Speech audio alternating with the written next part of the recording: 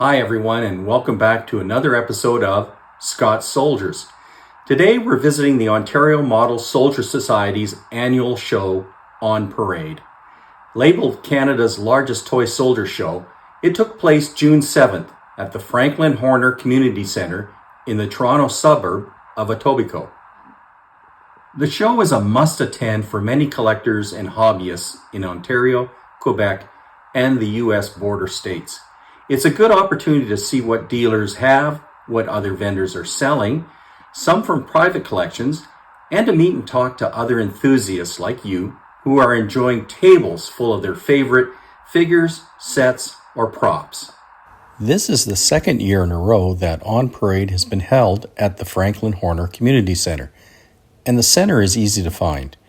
It has plenty of free parking, a canteen serving refreshments and lunch, and a quiet rest area to take a breather or just look at your purchases and decide what next to buy.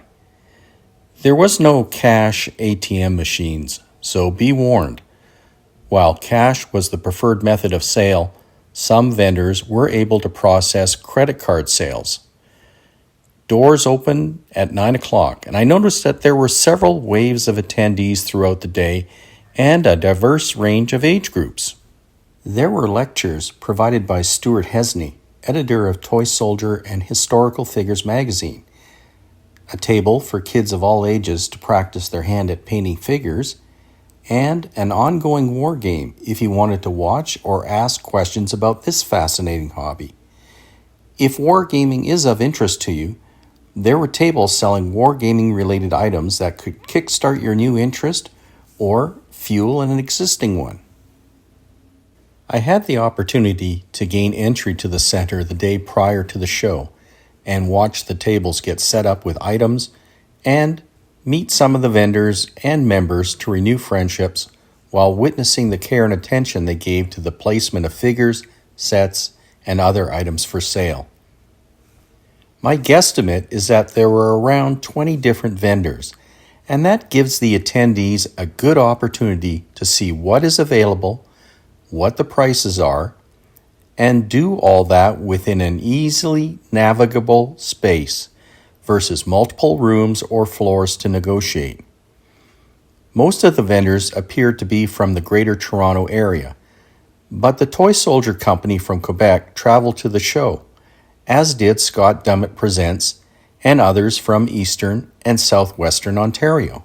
The show offered a lot of choices, as you will see in the photographs, including but not limited to metal and plastic figures or sets, boxed and unboxed, castings, paints, plinths, stands, books and magazines, model kits, wargaming figures, 1/6 figures, vehicles, aircraft, artillery pieces, trading cards, and other related items. There were figures spanning the last century of toy soldiers made by contemporary makers and makers long since gone. I saw Dime Store, Airfix, Lineal, Tradition of London, Britain's Detail, Old Britons, New Britons, King and Country, John Jenkins, Del Prado, Toy Soldier Army. The list goes on, and hopefully you will see these and more as you watch. The range covered ancients, medieval, American Civil War, 18th century, 19th century, World War I, World War II, cowboys, scales from 1/6 to 28 millimeter, plastic, metal, and resin. With a large number of private vendors, you can be assured that there were sets and figures that are out of stock, dated, or hard to find. There were also sets and figures currently available from the makers, and this afforded you the opportunity to see firsthand what Britons, John Jenkins, or King and Country had available versus shopping online. As to the retired items, I draw your attention to the wide selection of Britain's ceremonial sets and figures. Whether they were boxed or unboxed, I think these were fairly priced and would be a great filler for an existing collection or to kickstart collecting ceremonials. While you can find these ceremonials for sale online, after you add shipping and other related costs, everything at On Parade becomes a bargain. And it was in Canadian dollars. If retired king and country is what you were looking for, here is this D-Day staghound of the Canadian Manitoba Dragoons. Difficult to find. This was boxed in mint condition, and aptly, as this was on D-Day +1. There was also this universal carrier, which is a must for any collector of World War II Commonwealth figures. So here's the burning question: what were prices like? As I said earlier, everything was in Canadian dollars, and I tried to show the prices when displayed.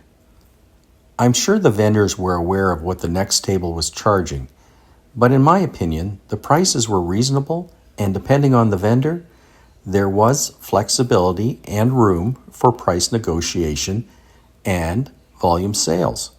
I mean, honestly, unless you want to drive all over the countryside, trying to do boot sales, antique fairs, flea markets, chasing online sites, or letting serendipity take over, regional shows like On Parade allow you to browse a cross-section of vendors, examine firsthand what's available, and then purchase on the spot that bucket list set or those figures you need to fill in your collection or diorama. You might even get a lead on where to get a figure or a set at some future time or place.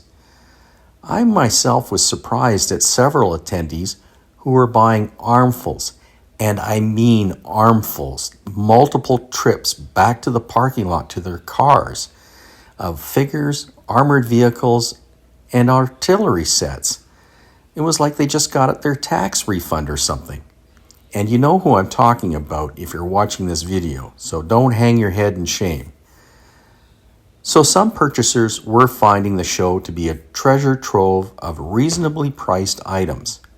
I mean, take a look at these prices for these loose and boxed artillery sets.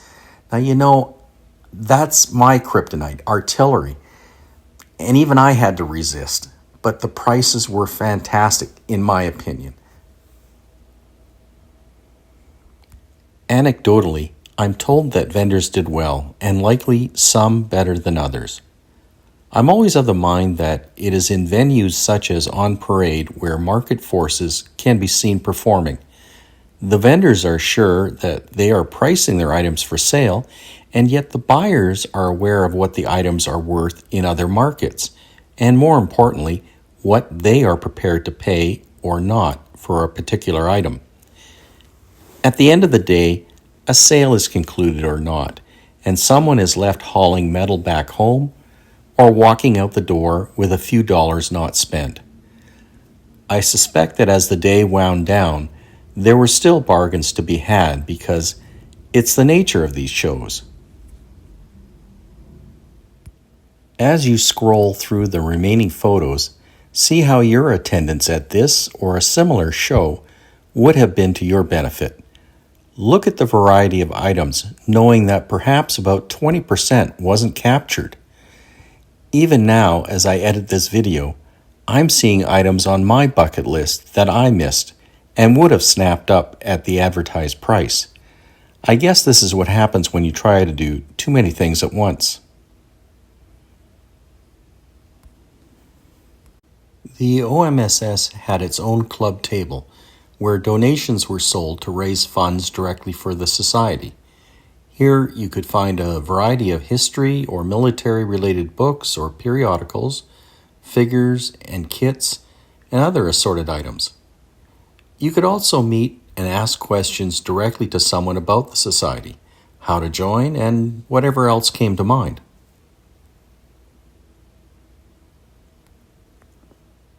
There was the annual competition, and I was not disappointed by the diversity of themes and effort which went into each entry. Here is a spectacular 1/6 entry, which covered off World War II signals of different armies. If you think these uniforms or the various gear and equipment are off the shelf, you'd be mistaken. The artist does his research and then creates the equipment to the specifications of the real thing. Yes, he 3D printed almost all of it, but it is his attention to detail and his creativity in structuring these mini dioramas that deserve our awe and respect. In particular, the Wehrmacht radio bunker with lighting. The detail was fantastic, and I don't think these images do it justice.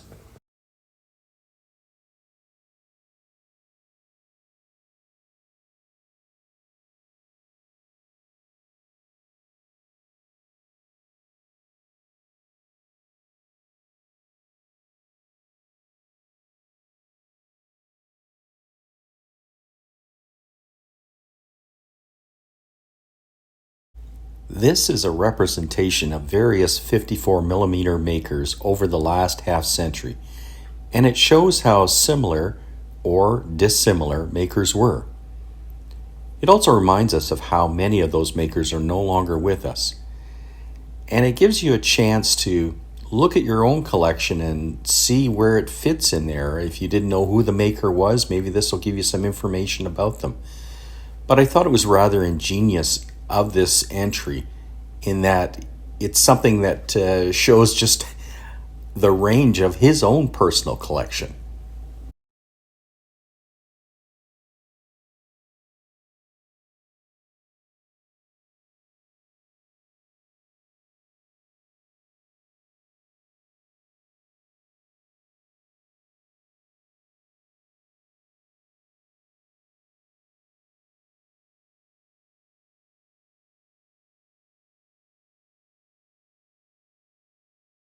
My ignorance of European history is going to show here, but these are Ottoman Turks resisting Polish winged cavalry. This is a wonderful charge. The cavalry is sweeping down a hillside towards the artillery and infantry at the bottom. The scale is 28 millimeters and allows sufficient numbers to fill the display. And a lot of people commented on this, and I think, or I hope, that the video I'm showing you isn't too shaky or whatever. You don't get car sick watching it, but it really was something to see in the scale that it was.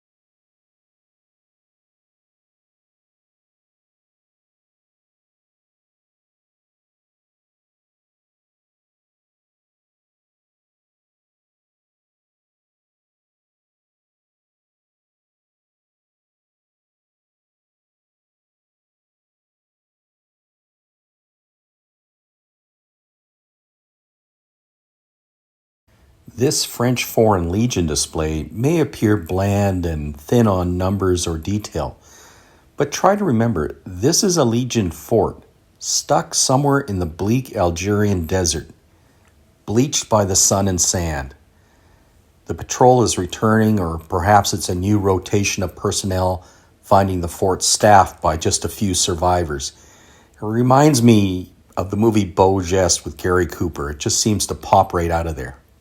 If you have ever seen my episode 2, William Grant and Sons, Scottish Regiments, this is a more expansive presentation of Grant Whiskey Ephemeral and the figures it marketed with its spirits.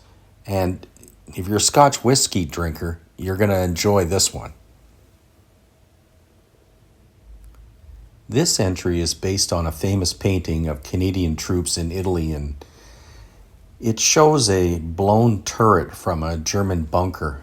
And while the painting is somewhat impressionistic, the diorama cuts through that, which I liked and appreciated. I included this one because it was done by a young adolescent from the Ottawa area. I understand he bought the figures at a local flea market, and then did what many of us did at his age. He let his imagination take over and, in a sense, played with the figures. Well done. I hope he continues collecting and enters the competition next year. It was a really good effort. This collection of John Jenkins' American Revolutionary Cavalry captures the clash of horses, sabers, and the indecision of the engagement.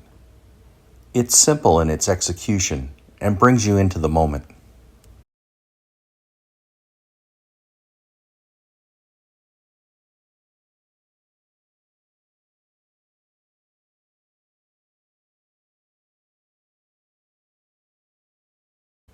The entries were worth taking the time and pausing to examine and reflect on the efforts put into them. Since I can't paint a fence, I'm always impressed by the time, patience, and resources it takes. I think everyone is a winner just finishing, and I know many of the attendees were just as impressed by the efforts and thought that went into these displays.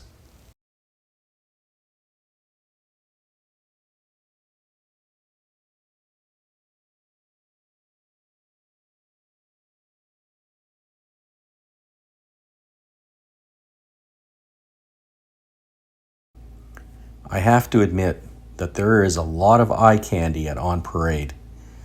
Having attended the December 2024 London show, my opinion is that the OMSS continues to do a very credible job. The venue works, the vendors bring a good mix of items to purchase. I think the OMSS is on a good path with the balance of competition, vendors, speakers, and location. Listen, you can always find something to fix at any show. London has its shortcomings, as does Chicago. But On Parade is something you should attend. It doesn't disappoint. As I have previously mentioned, events like On Parade are a great way to find new, used items, and often at very reasonable or bargain prices.